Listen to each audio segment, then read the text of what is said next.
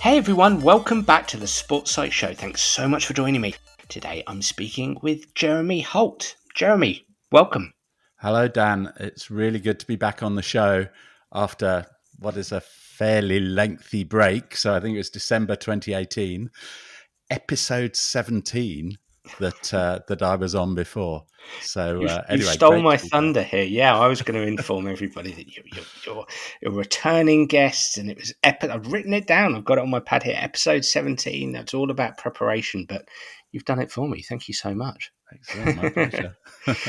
Well, that means that there's going to be a lot to talk about, not least, very exciting. You've got a new book. It's a book called For the Love of the Game. Really excited to break this down. But before we get on to that, please do reintroduce yourself. Tell us about you and tell us about what's been going on in your world. Okay, well, just in case it's a slightly different audience to December 2018. So I'm Jeremy Holt. My background is I'm an occupational psychologist. So I'm not a sports psychologist. And I started my career working mostly with investment banks, and I did a lot of work with city traders. So I guess I've always been interested in the performance end of psychology. And I particularly started working with teams and leadership. So that's my passion. Around about 2007, one of my clients took me to one side and said, there's going to be this thing called a credit crunch. No one's ever heard of anything like this before, but if I were you, I wouldn't rely on us as customers. And so I diversified and went out and looked at different sectors I could work in. So I ended up working with the UK Defence Academy, running the high-performing teams training for senior British officers across the three services, which I did for a decade. And off the back of that, then worked with quite a lot of, I think it was 13 different board level leadership teams across defence. And that also got me involved with the Royal Marines. So I did an in-depth analysis of the Royal Marines' identity as a project with them. And all the time keeping going with the corporate work. Then in 2013, I decided that I'd like to have a bit more research background, a little bit more rigor to the kind of things that I was doing. And so I went to Sussex University and started on a collaborative project with them, which lasted for about 4 years. And that involved doing some research into what are the psychological factors that underpin high performance team working. And I'm sure we'll talk a bit more about that as we go forward. So that brought me into the sporting arena because that research was undertaken with sports teams because we were interested in performance. And there is no other environment like sport where we actually know what good performance looks like. In the corporate world, it's always more complicated. So off the back of that, I then started working with sports teams. So I've been working with sports teams now for about 10 years. So those are Olympic, Paralympic, football in the championship, rugby, cricket, and motorsport. So I've done a bit of work in F1, and I currently am working with Sussex Cricket Club this season and the Great Britain Speedway team. So that's where the sporting kind of endeavor has gone. And to bring it full circle, just earlier this year, a chap called Ewan Murchison, who recently retired as a general from the Royal Marines, and I have teamed up together to offer high-level executive team coaching. And so that's bringing his expertise from the Royal Marines and all the connections and shared understandings we built when I was working on the project with him. And obviously it's the sort of the psych and the Marine trying to collaborate together to work with executive teams. Well, what a background story and so much rich experience there, Jeremy. And I'm assuming all of this experience has gone into this new book. Tell me a little bit about the history behind this book. Why write it? What in general is it about? Because we're going to break the book down. It's in 4 parts. We're going to break those parts down. Just give us a bit of history here. So the background to the book is whilst I was doing doing this as my job. So my professional world, if you like, was about high performance and the application of psychology, particularly group dynamics psychology in that context. Alongside that, my hobby was coaching rugby at a grassroots level. So with youth amateur teams. And I started off with my son's team and went through the cycle with that. And when he left, I then started coaching other teams.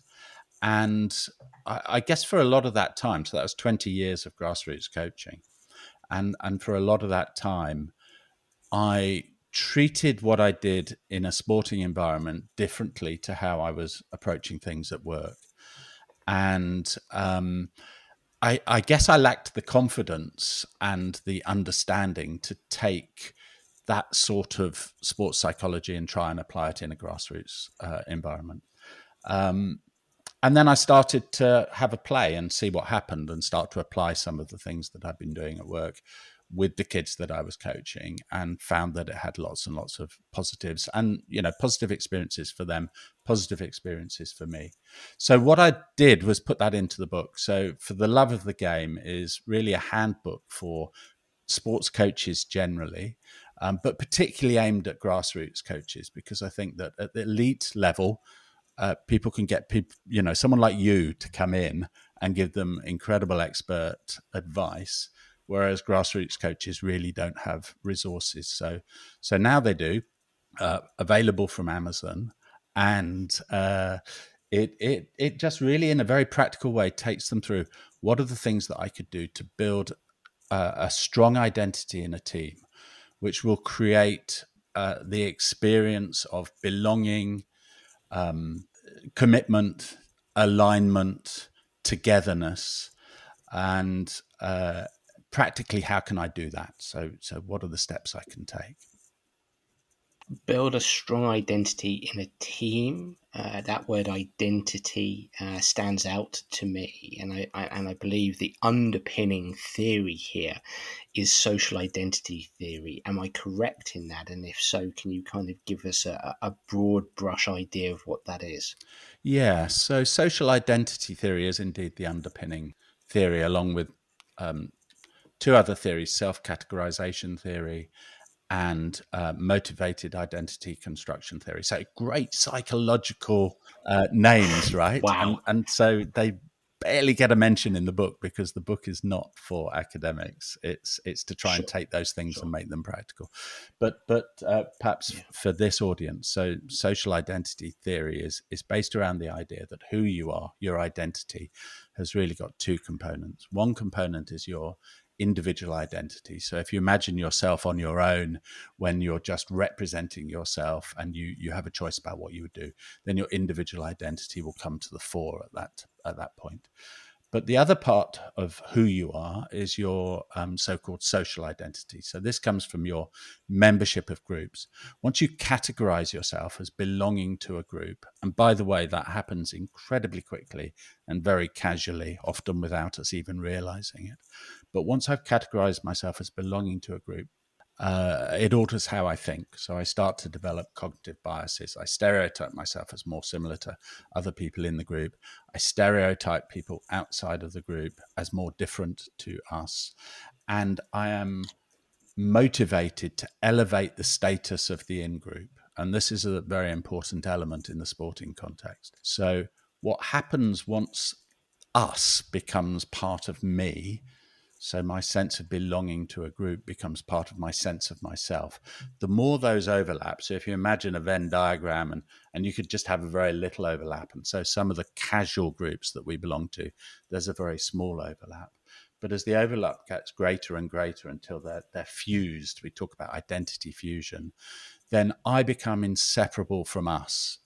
And therefore, when I'm being selfish or self-interested, the selfishness, or the self I'm pursuing the interests of, is the group self. And that's when we see these incredible, and so in the military environment, it's basically what makes organizations like the Royal Marines tick, is that people put us not ahead of myself, but it is myself. And so they're prepared to do self-sacrificial things for the greater good, for the collective cause.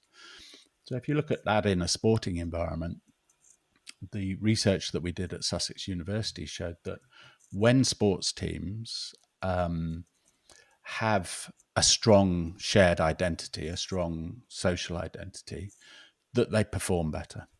And what we found from that research was that teams with the strongest identities, so the top 20%, outperform teams with the weakest identities by a massive 53%. So absolutely transformational. It's the difference between being in the relegation zone and fighting for a trophy, isn't it?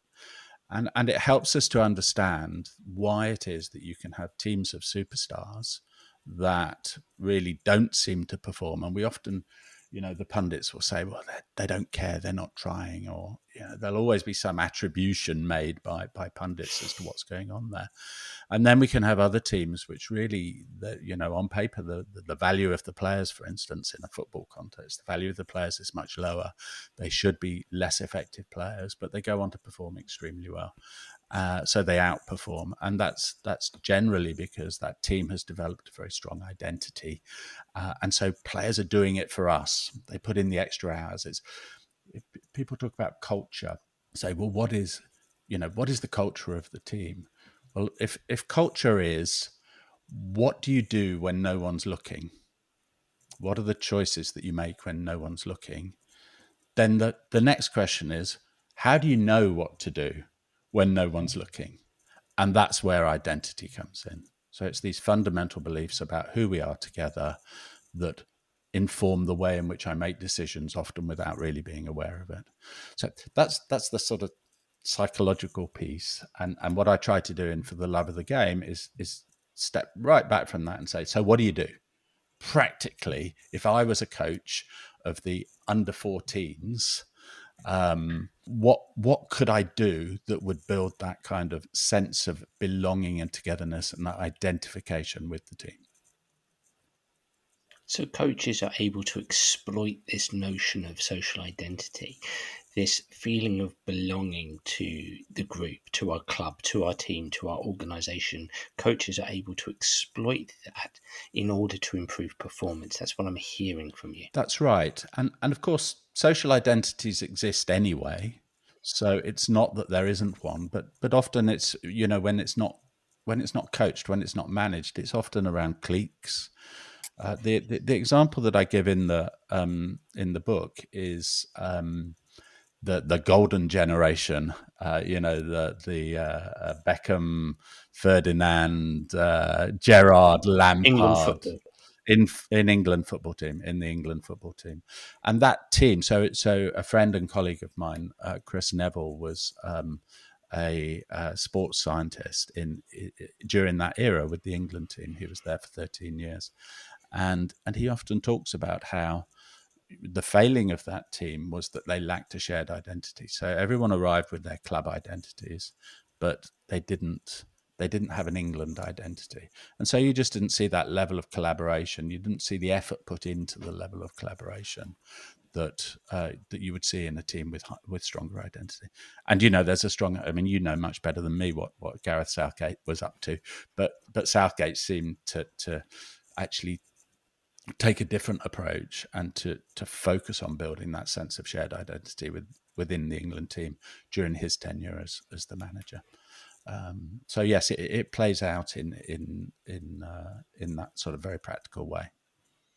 Part one introduces us to tribe, which includes the tribe protocol, which you can take us through as well. But you've mentioned an example there of when identity is lost, and that was the England's golden generation. And there's even a wonderful resource on YouTube with Rio Ferdinand, Frank Lampard, and Stephen Gerrard eloquently talking about exactly to your point there, and it's a wonderful clip. But just in part one, you introduce us to tribe. Are there any other nuggets you can pinpoint there, perhaps, where there's examples of identity being utilized effectively? I don't know if there's any stories in this part one that you can speak to. Yes, I suppose the team that. So again, what I've tried to do is I've tried to take ideas which are used at an elite level, and then in parts 2, 3, and 4, I extrapolate them so that you know what to do at a grassroots coach. But Yes. in part 1, I talk about the All Blacks. So I worked for a number of years with a guy called Anton Oliver, who was captain of the All Blacks. And we talked a lot about All Blacks identity and All Blacks culture. And of course, it's become, I suppose, quite widely known as a result of James Kerr's book Legacy, and people talk about the All Blacks identity. So the All Blacks is a team which really focused on identity and built a strong sense of who we are together, and they looked at lots of mechanisms in which that they could use to transmit that identity over the generations. And so they ended up with a very long period of success, and in international sport they've got the highest win ratio. But it's also about what was the experience like of being an All Black, and the experience was all embracing, all encompassing, because it becomes such a deep part of your sense of who you are. And what I'm not saying to people is that you should copy the All Blacks. I mean, there was a famous thing, perhaps a bit less so now, but James Kerr talked about sweep the sheds, and for a while everyone was saying sweep the sheds.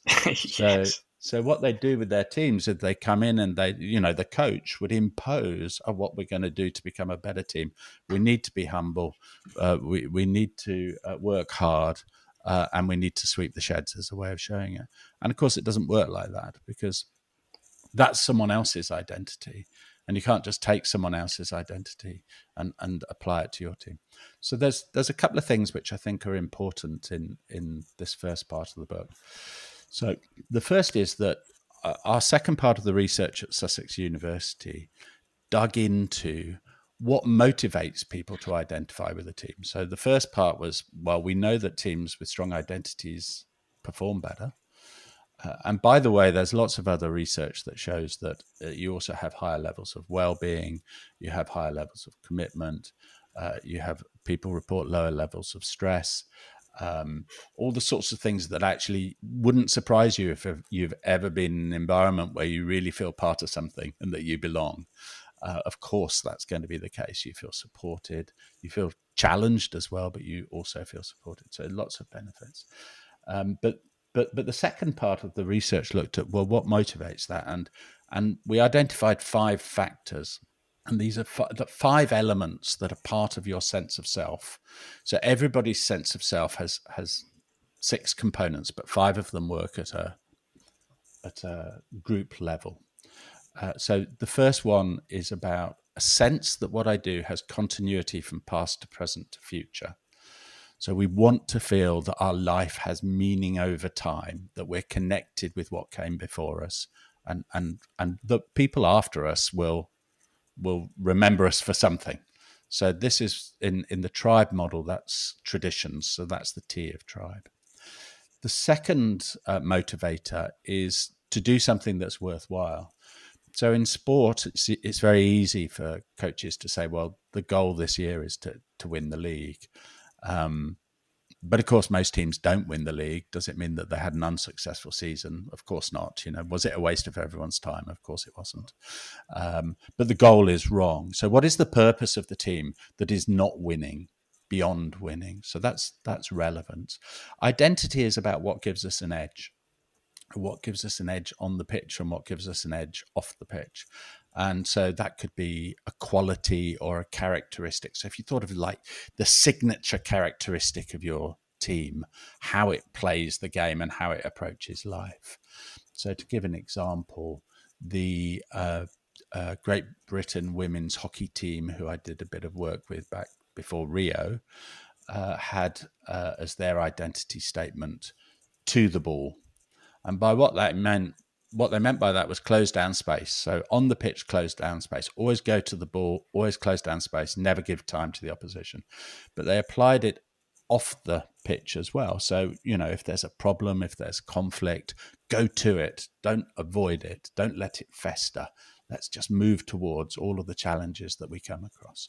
So that was, I thought, a good example of an identity kind of statement, if you like. And so it's a belief. These are all just shared beliefs that the team evolves.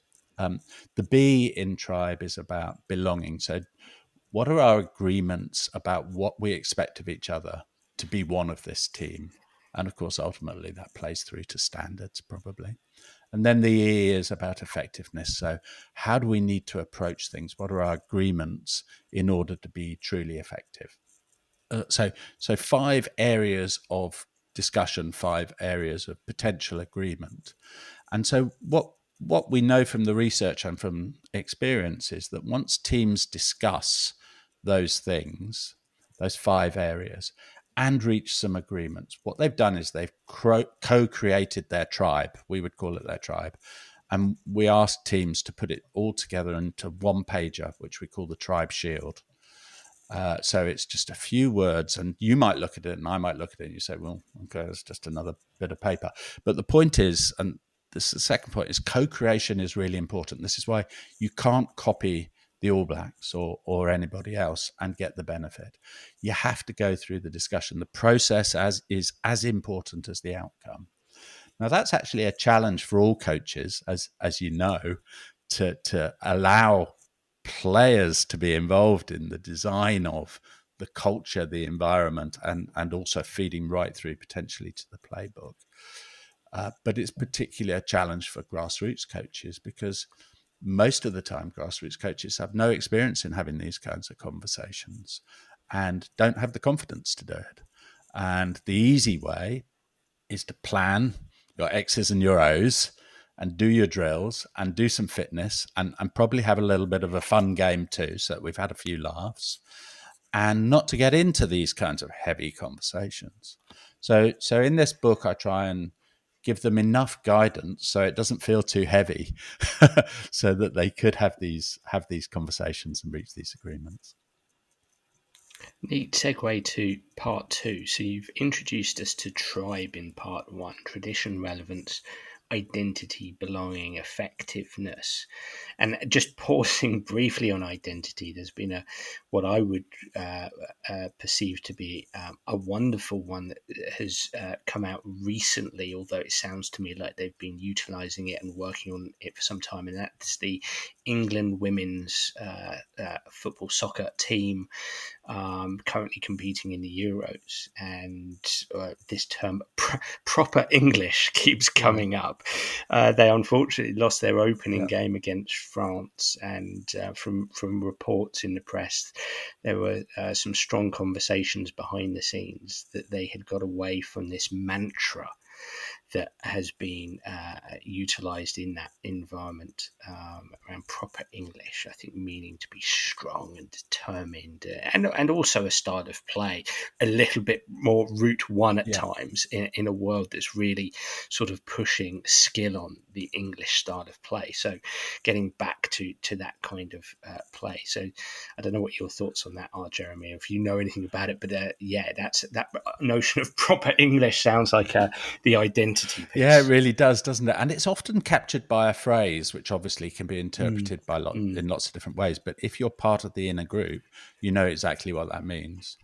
And actually, creation of vocabulary is an important part of this process, isn't it? When we have a shared vocabulary, we have a shared way of understanding and making choices. And the key to this is if I've got shared beliefs about who we are together, and they become important to me, I become emotionally attached to them because they become part of my identity. Then they drive the choices that I make, and it's those choices. It's the does Steven Gerrard pass to Frank Lampard, that kind of choice, and in this context, do we choose to play by the playbook that we've created or not? And of course, there is some complexity to it, but there's also a lot of simplicity. We can get quite lost in the complexity of the psychology if we want to, and how group dynamics actually work and how they play out and neurologically what's happening. But the practical things are if you work on these 5 basic beliefs, you do better. And the identity creates, it might feel like alchemy, but it's just how we're wired. We have no choice but to want to belong. It's a fundamental need within human beings, and there's lots of reasons for that. The other example, which I think is, and I don't know anything from the inside, so I might be wrong, but looking at Liverpool Football Club and how Jurgen Klopp managed to transmit an identity and a culture to Arne Slot, who right? Is that right? I worked with Arne for a couple of years here at Feyenoord. Right. So Arne was, and so my sense is that the selection process there was one that he was exactly the right person to take this forwards. And it was very carefully thought through and orchestrated. And I think that when we look at the All Blacks during their sort of peak period of about 15 years, that's exactly what they did.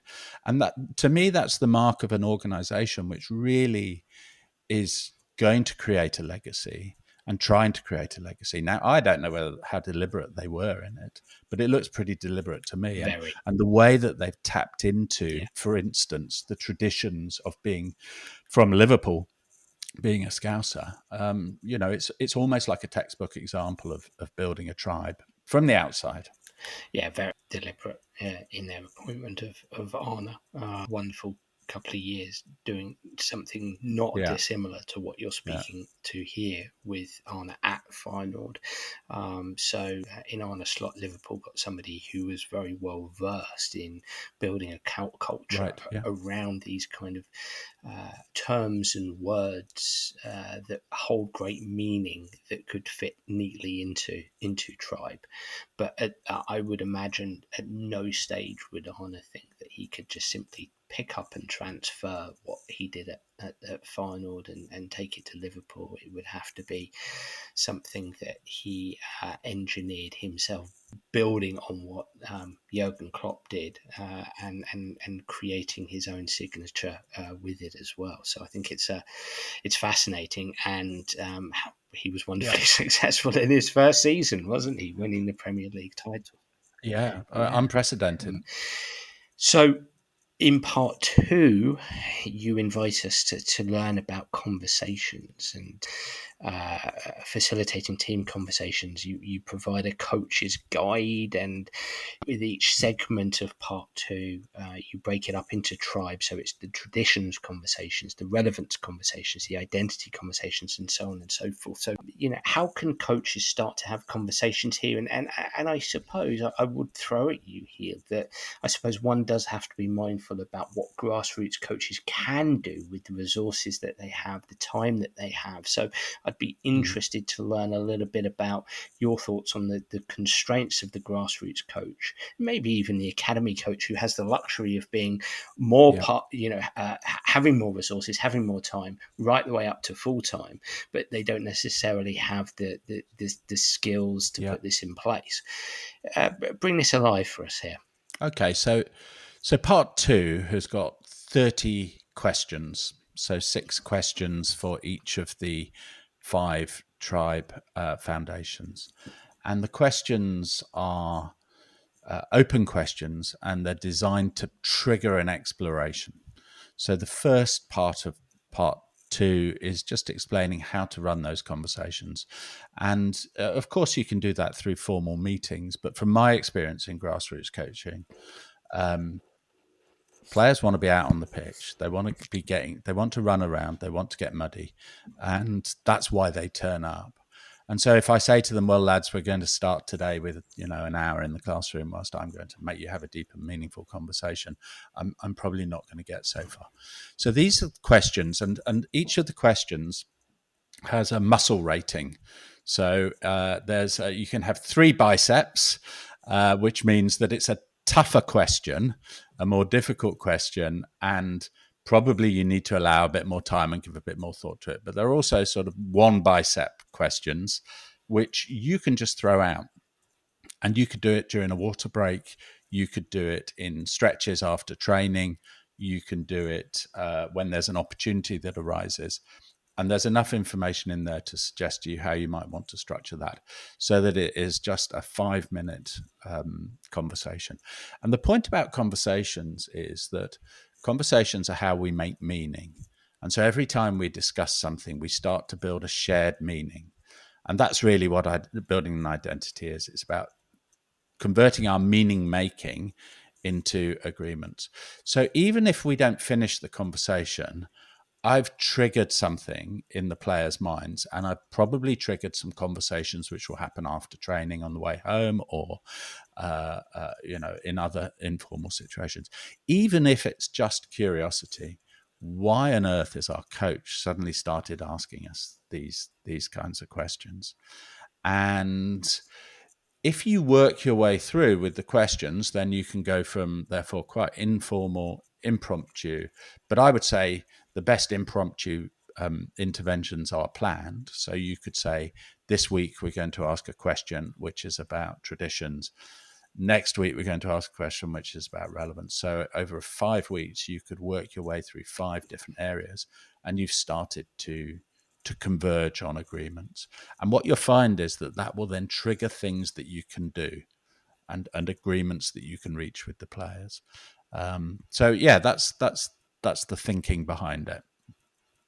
I love that notion of prompting through questions and really not consigning any player towards or team towards, we have to sit in the classroom here and formally do this. There are inventive ways, especially these days with the advent of things like WhatsApp and obviously email and stuff like that. There's communication devices that can help you also to ask questions and receive answers, and it doesn't have to be in person, does it? No, that's right. And you can get little websites like Mentimeter and Slido, so you can get Exactly. people to vote if you want to. And there's also, I think, quite a lot of the coaching tools, video analysis tools have all sorts of facilities for those kinds of conversations. What I suggest to coaches is, don't feel like you need to know the answer before you ask the question. Hmm. You might have a view, but your job here is not to be the expert. Your job is to be the journalist. It's to go exploring with the players to find out what they believe. And as they talk about what they believe, gradually their beliefs will evolve and they'll start to align with your beliefs. But let that happen. So that's the first thing. The second thing is, and I think this is a real genuine concern for most people, and it's actually one of the reasons why it took me a while before I started asking these kinds of questions with players, is there is a deep fear for coaches of being embarrassed, that the players will respond in a negative way, that you'll get the rolling eyes and the groaning and, no engagement or silence. There's a real genuine concern about that, because you feel like you have a role and you need to be a role model. But actually you need to sit with that discomfort a little bit, because that's not a bad thing. That, silence is not a bad thing in this context. People need time to think, and often you're asking them questions that they've never thought about before. And so give them time to think, and then maybe you're not going to get any answers today, but when you come to training, 3 days later, you could ask again, and you're going to find that you get different responses. And over a very short period of time, what you'll find is that the tone changes.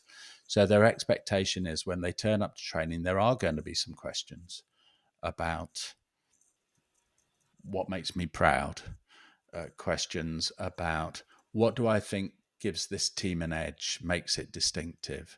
What do I think that if someone new was joining the team, what would they need to know to really understand who we are? So there's 30 questions of that kind, and it gives people a structure to follow. So answers emerge organically. Yes, and you'll realize when something's coming that's meaningful. And of course, you can nudge it, can't you?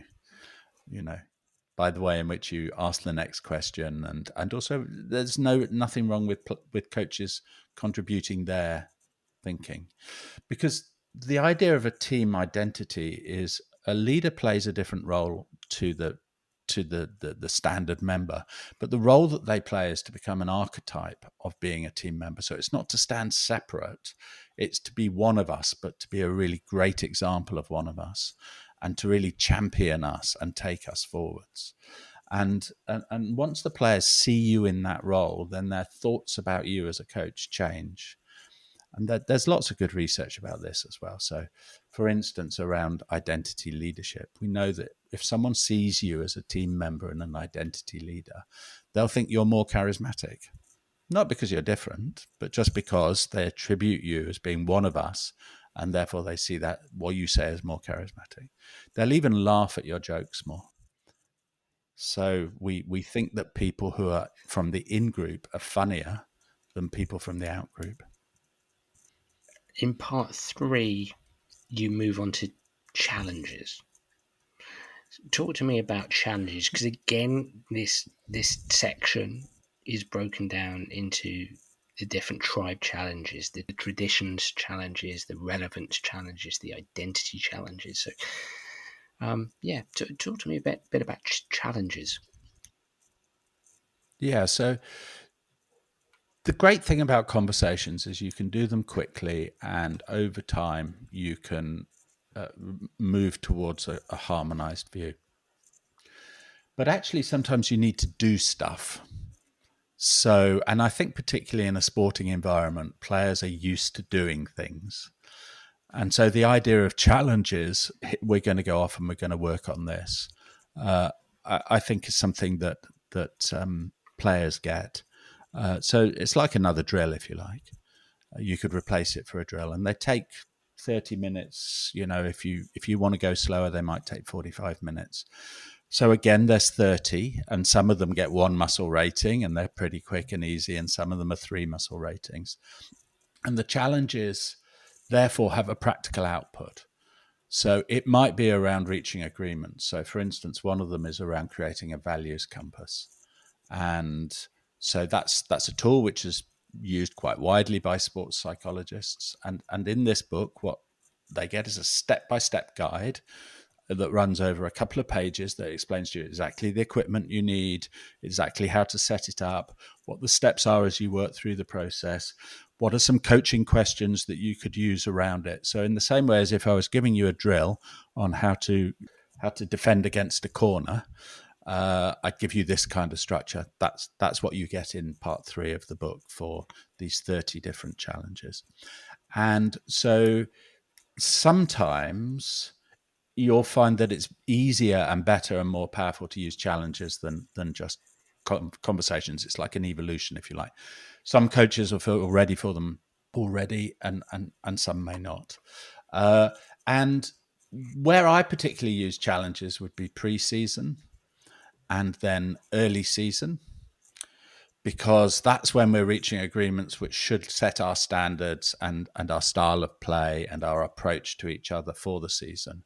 And I think that players have an openness to the idea that I'm going to now spend an hour sat down and work through a challenge which is around defining what, in effect, the purpose of the team is, or what's going to give us a performance edge, or what are our expectations in terms of belonging, or what do we need to do in order to make sure we train effectively and that we translate that across onto the pitch. So I think they're open-minded to that. And then there are other things that you can build into your routines. So you could say that once a month we're going to have a team pizza evening, and we're going to do a challenge at the pizza evening. Or you could say, if we lose 3 games on the trot, we're into a bit of a downward spiral. So we're going to have a meeting and we're going to do a challenge in order to try and reverse our downward spiral. So you could think of different things that might trigger when you would use those challenges. And then the last challenge in there, which is chapter 20, is about creating a tribe shield. And so that is really, so what it does is it points you to 5 of the other, of the 30 challenges that you may already have done. And it gives you a tool to bring that together to end up with this 1-page emblem of our agreements, who we are together. So when I worked with the Great Britain wheelchair rugby team, for instance, which I did before Tokyo cycle and then again last bits of the Paris cycle, we'd have this shield which the players had worked on together. And then when we arrived at the Paralympics, it was referenced all the time, so it was printed out and it's put on the wall. It's on a sticker on people's water bottles. It's on their cases. There's stickers that go onto the backs of their mobile phones, and it's referenced in every meeting. And we build processes and structures to make sure that people are brought back to the agreements about how we were going to approach this tournament and how we're going to be as a team, and just sort of hold your feet to the fire and make you accountable a little bit. And it paid off in Tokyo. Wheelchair rugby won their first gold medal, first Paralympic team gold medal for Team GB. First gold medal for a mixed gender team, because in wheelchair rugby you have men and women playing in the same team. So lots of firsts, and there's no doubt in the players' minds that having that clarity about who we are really helped in that very strange Paralympics over in Tokyo during COVID. It's that reinforcement that's so crucial, Jeremy, isn't it? Just tuning into something you said there, that tribe shield isn't something that is just put in a drawer, or is posted up behind the head coach in their office, or even put on the walls. It's probably important to adorn the walls, but it's also something that coaches and the players themselves need to keep referring to. It's that daily reference, even that reference in every activity, in every session, to take it at its extreme lens, is absolutely critical. Absolutely right, and that segues into part 4. In fact, so part 4 is about how to take these challenges and conversations and build them into the way that you coach. So when identity has been agreed, it needs to be moved forward, it needs to be promoted, it needs to be embedded, and it needs to be lived. And so we often talk about living your tribe or bringing your tribe to life with the teams that I work with. And so in part 4, I give various pieces of guidance around how to actually make it real and put it into practice. And that starts really with your confidence as a coach. So how can you build it into, for instance, your training plans? Probably helpful if I give an example. So there's a chapter in part 1 which is about Hove Spartans, which was a team that I coached. And when I started coaching them, my first season, it was great success. We finished bottom of the league and got relegated. We didn't win a single league match, but what we were doing all the Right. time was we were trying to build an identity and a style of play, which we called lightning rugby, and it was difficult. And I remember a period just at Christmas where the players came to me and said, "Jay, it's not working. We've got to go back to the old way, which is put the ball up your jumper and just run at Proper people." And I proper said, "No, English, no, you've right? got to." Proper Proper yes. English, that's right. Yeah. I said, "Boys, you've got to trust me. You've got to trust me. We're going to stick with this." So, there are periods of doubt, but we changed the way in which we played the sport to make it a very fast game. And our mantra really was, well, when people tell you you're going too quick, you need to slow down. That's exactly the opportunity to go faster, because everybody's expecting you to go slower. So we tried to build a very fast game, and we went in that first season from bottom of the league to the next season. We won the Sussex Championship. More or less the same players, but certainly the same kind of identity. And so that notion, so proper English for us, it was lightning rugby. It told us how we wanted to do things. We wanted to do things quickly. We wanted to make decisions quickly. We wanted to move the ball from edge to edge across the field. We wanted quick breakdowns, so it informed that, but it also informed how we wanted to approach we wanted to approach problems quickly. We wanted to be fast to celebrate. So it was embedded in lots of different things that we did. And of course, at a grassroots level, you often don't have a changing room that you can, dress up like you might be able to in a professional academy. But you can always have something that you take with you. So whether that is things like stickers on a water bottle, or a poster that you put onto the wall, or a flag that you create that you put onto the wall, or a banner, and you can build it into the way in which you approach your coaching, so that you're cross-referencing to the agreements that you've made as a team, and you keep reinforcing them. So I talk about how do you do that on your own, and then how do you enlist your fellow coaches, because most people work in a coaching team. How do you enlist your fellow coaches to take a role in that and be leaders of that? And I think what happens is that if you have a group of people who are coaching, especially volunteer grassroots coaches, there'll be someone who will say, amongst that group, say, that's me. That's exactly what I want to do. I want to take that forward. I'm going to own that. And that's fantastic because there's, then there's clarity. So it allows people to play to their strengths and understand what their role would be in that. As you've mentioned in part 4, there's a raft of ideas, probably tools, techniques, approaches, frameworks that coaches can utilize in order to coach tribe. Part 4 is about coaching tribe. You've mentioned confidence.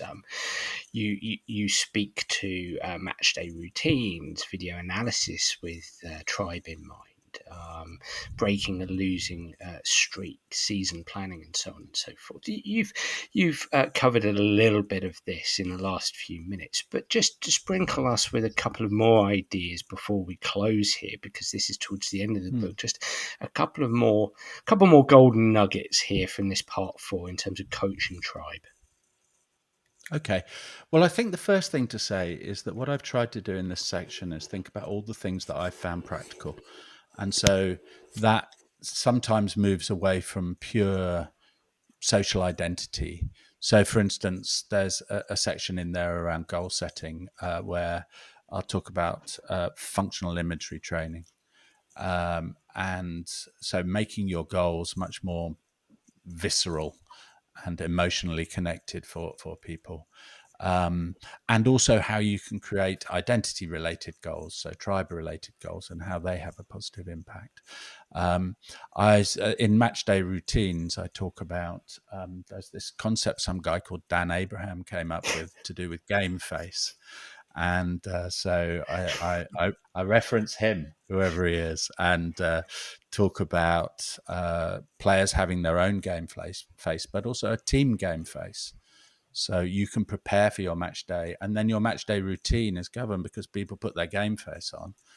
But everyone's putting their game face on because they've all done some work on it beforehand. So it's not something I do on my own. It's something that we can start to do collectively. And I think there's real power in being able to take those kinds of things and make them collective.